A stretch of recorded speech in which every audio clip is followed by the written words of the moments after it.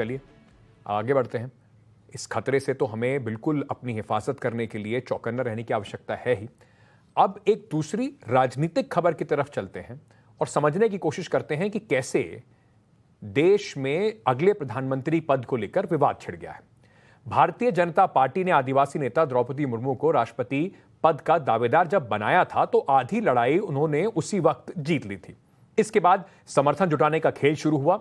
अपने सांसदों के दबाव में उन उद्धव ठाकरे को द्रौपदी मुर्मू का समर्थन देना पड़ा जो पहले ही यशवंत सिन्हा को समर्थन दे चुके थे।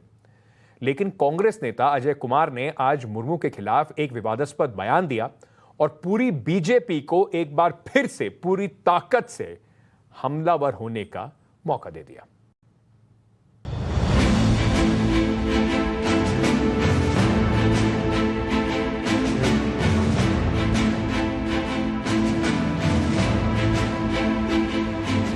But she represents a very evil philosophy of India. So we should not make Draupadi Murmu ji as a symbol of Adivasi. NDA की राष्ट्रपति उम्मीदवार द्रौपदी मुर्मू को लेकर कांग्रेस नेता अजय कुमार के मुखार बिंदु से जो शब्द प्रस्फुटित हुए उसने पहले से ही जर्जर जनाधार वाली कांग्रेस को मुसीबत के नए मझधार में फंसा दिया। But she represents a very evil philosophy of India. So we should not make Draupadi Murmu ji as a symbol of Adivasi. Ajay Kumar ने प्रतिनिधित्व का पाठ पढ़ाया तो बीजेपी की पूरी ब्रिगेड उनके इस बयान को लेकर उड़ गई।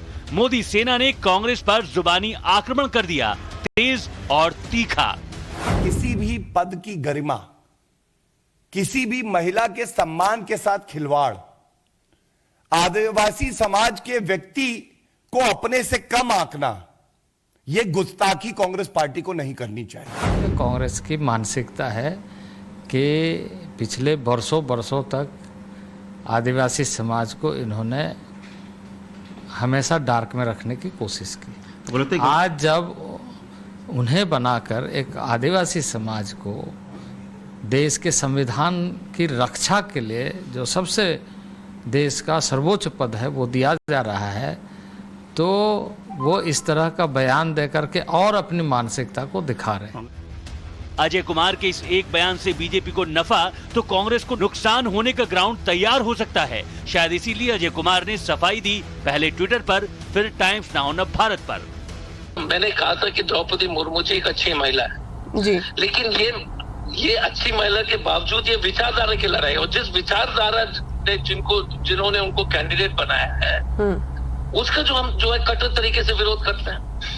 अगर आप बाइट में सुन लीजिएगा कि वो विचारधारा की, यशवंत सिन्हा जी भी अच्छे कैंडिडेट और वो विचारधारा की लड़ाई, ये कैंडिडेट की लड़ाई नहीं है। इतिहास गवाह है कि कांग्रेस के नेताओं के विवादित बयानों ने देश की सबसे पुरानी पार्टी का बड़ा बटाधार किया है, पर अफसोस कांग्रेस के नेता समझने और संभलने को तैयार नहीं। ऐसा लग रहा है जैसे वो बोलते वक्त ना तो सावधानी बरत पा रही हैं, ना ही सही शब्दों का चयन कर पा रही हैं। अगर ऐसा नहीं होता तो अपने नेताओं के बयानों की वजह से कांग्रेस को आए दिन बैकफुट पर नहीं आना पड़ता। Bureau report, times now of Bharat.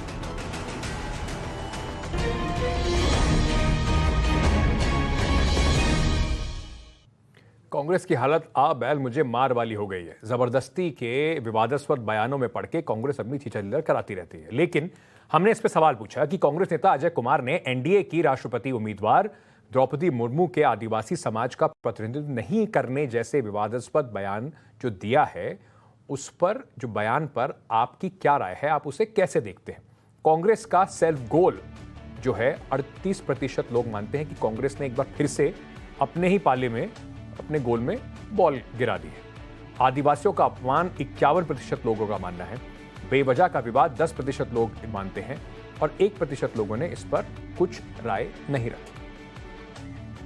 2011 की जनगणना के अनुसार देश में आदिवासी समाज के लोगों की आबादी करीब 10.5 करोड़ है, पर इस समाज को देश की राजनीति में एक जो प्रॉपर रिप्रेजेंटेशन होता है वो नहीं मिला।